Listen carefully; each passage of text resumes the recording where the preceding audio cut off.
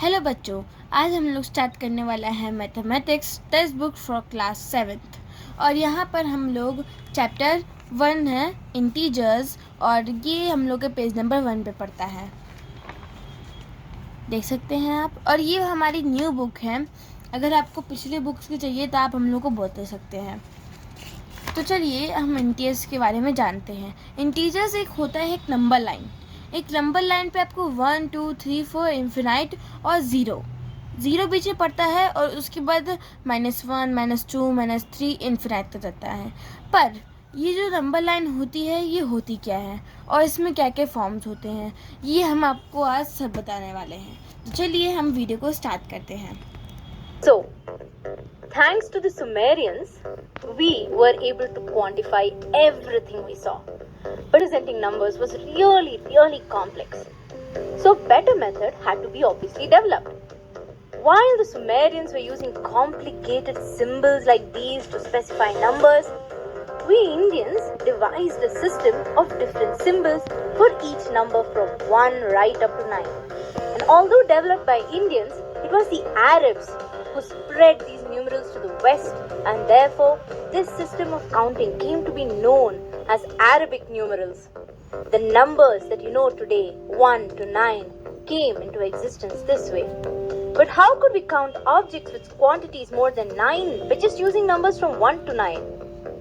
This is when the great Indian mathematician Aryabhatta came to our rescue.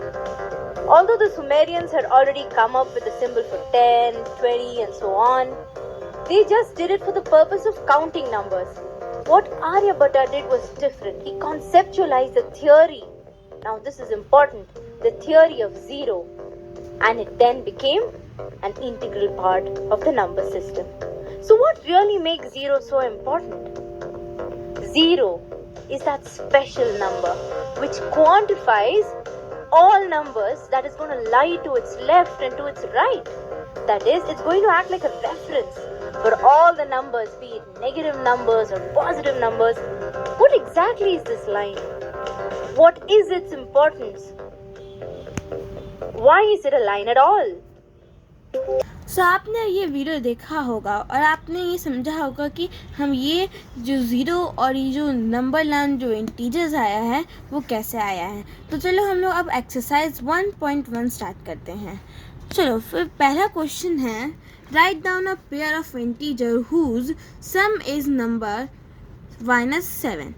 तो सम is -7 के लिए जो -7 है वो क्या है, एक इंटीजर है, ठीक है। और हमें इसका क्या निकालना है, सम निकालना है। तो चलो हम निकालते हैं।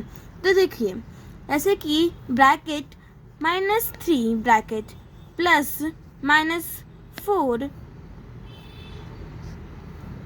And equal to -7। सो जो इसके जो बीच में जो प्लस आया है इसको ही हम सम कहेंगे। और अगर यहाँ पर डिफरेंस आ जाता है, जैसे कि यहाँ पर हम लोग को डिफरेंस दिया हुआ है, इसका मतलब क्या होता है, हमें यहाँ पर बीच में माइनस लगाना है। जैसे कि एग्जांपल्स हम दे सकते हैं, आपको यहाँ पर भी है। जैसे कि यहाँ पर दिया हुआ है डिफरेंस 5 के लिए, तो यहाँ पर क्या दिया हुआ है, bracket -9 bracket -4 bracket is equals to -5। तो यहाँ पर हम लोग को बीच में जो डिफरेंस का मतलब होता है वो माइनस, और जो सम है उसके लिए हम प्लस यूज़ करते हैं। तो आप यहाँ पर समझ ही गए होंगे कि सम और डिफरेंस क्या होता है और हम इसको कैसे निकालते हैं। तो चलिए हम लोग इसको निकालना सिखाते हैं। अब जैसे कि हमारे पास एक सवाल आता है कि हमें -7 निकालना है। अब -7 हम कैसे निकाल सकते हैं। अब जैसे कि हम माइनस के लिए आपको पता ही होगा, जैसे कि हम बता देते हैं। जैसे कि प्लस और प्लस क्या होता है, प्लस माइनस होता है प्लस। अब तुम लोग सोच रहे होगे कि माइनस प्लस क्यों हुआ, वाई, है ना, क्योंकि जो सेम नंबर्स होते हैं इंटीजर्स में वो प्लस कहलाते हैं, और जो यहाँ पर अलग अलग फॉर्म्स में होते हैं, जैसे कि हम यहाँ पर ले प्लस एंड माइनस, तो उसका क्या आंसर होगा, माइनस। और ऐसे कि हम लोग यहाँ पर फिर से माइनस और प्लस कर देंगे, तब भी यहाँ पर माइनस होगा। हम इससे ये क्या होता है, माइनस में आता है, और ये क्या होता है, प्लस में आता है। ठीक है, अब तुम लोग ये समझ गए होगे कि हम लोग यहाँ पर हमने क्यों लिखा है।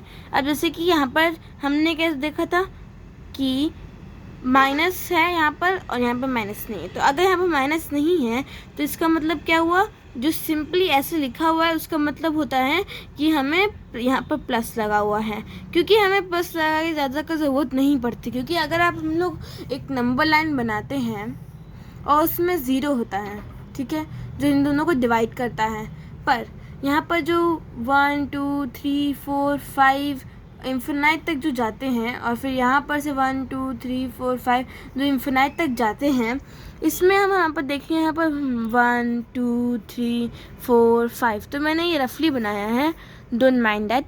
और हम लोग यहाँ पर -1 -2 -3 और -4 यहाँ पर इन्फिनाइट तक जाता है।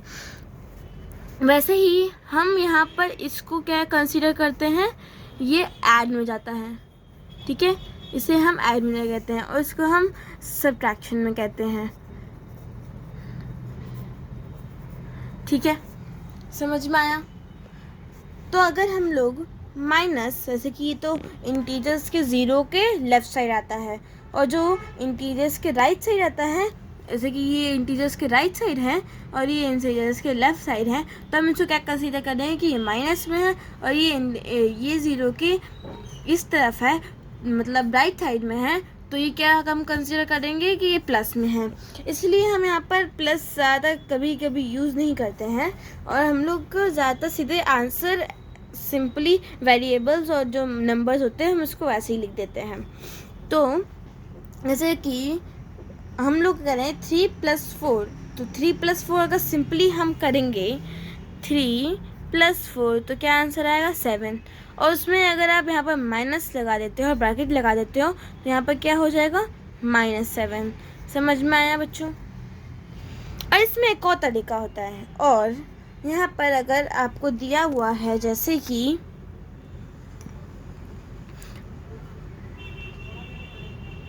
यहाँ पर जैसे कि दिया हुआ है bracket -3 bracket plus bracket -4 bracket equals to -7। अब तुम ये बोल रहे हो कि दीदी यहाँ पर तो माइनस हो रहा है, तो फिर यहाँ पर माइनस क्यों आया, क्योंकि जैसे कि हम यहाँ पर हम लोग ये आपको बाद में बता सकते हैं, पर मैं आपको ये जल्दी बता रही हूँ। जैसे कि अगर हमारे पास कोई सा भी ऐसे नंबर होता है और उसमें अगर हम लोग को माइनस और माइनस मिलता है और हम लोग यहाँ प्लस होता है, जैसे कि मैं एक डिफरेंस बता देती हूँ। इसमें हम लोग यहाँ पर माइनस प्लस माइनस में हम लोग का ज़्यादा प्लस ही आता है, पर क्योंकि यहाँ पर हम लोग को दो चांसेस मिले हुए हैं कि आप दो तरह से इसको 7 और 7 लाने आराम से कर सकते हो। समझ रहे हैं आप मेरी बात, मतलब हम लोग यहाँ पर एक एग्जांपल लेते हैं। जैसे कि हम लोग को यहाँ पर -3 लाना है, तो हम इसको दो तरह से ला सकते हैं। एक तो हम सम कर सकते हैं और एक हम डिफरेंस कर सकते हैं। तो वैसे ही हम लोग के पास जो हमने -7 निकाला था, उसके लिए हमारे पास दो ऑप्शंस हो सकते हैं, या तो हम सम से निकाल सकते हैं या तो हम डिफरेंस से निकाल सकते हैं। अब इसमें क्या होता है, जैसे कि यहाँ पर आपको मैंने एक एग्जांपल्स दिए, या तो हम लोग का और हो सकता है यहाँ पर, मतलब दो टाइप्स होते हैं, मतलब जैसे या तो हम लोग के पास माइनस माइनस कर सकते हैं या तो हम माइनस प्लस कर सकते हैं। क्यों? क्योंकि यहाँ पर माइनस एग्जांपल ले रहे हैं हम लोग कि -1 है और प्लस -2 इज इक्वल्स टू -3। हमने ये एग्जांपल लिया, ठीक है, पर इसमें क्या हो रहा है, इसमें प्लस प्लस हो रहा है, इन दोनों में माइनस माइनस होना, मतलब यहाँ पर हम लोग का माइनस माइनस मतलब हम लोग का प्लस होता है, मैंने आपको अभी सिखाया था। और यहाँ पर हम लोग का माइनस क्यों है, जबकि यहाँ पर तो प्लस होना चाहिए था। आप यही सोच रहे होंगे। तो जैसे कि हम यहाँ पर दो टाइप से कर सकते हैं, या तो हम माइनस प्लस या फिर हम माइनस माइनस। क्यों? क्योंकि जब हम कोई चीज़ प्लस करते हैं तो हम लोग इन दो तरीके यूज़ कर सकते हैं, क्योंकि जब हम लोग माइनस यूज़ करते हैं तो ये ऑप्शन नहीं चलता है। हम सिर्फ यहाँ पर माइनस और प्लस यूज़ कर सकते हैं जब बीच में माइनस होता है। आप समझ रहे हैं मेरी बात? वैसे ही आपको मैं एग्जांपल्स दे रही हूँ अभी सम के।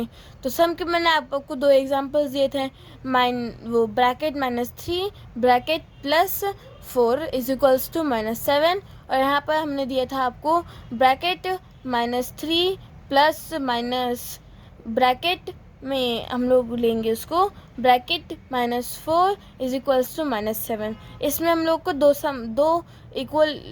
हम लोग को चांसेस मिल गए थे, क्योंकि ये सम है। अगर यहाँ पर डिफरेंस होता तो हम लोग डिफरेंस में सिर्फ एक ही लिख पाते। ठीक है बच्चों?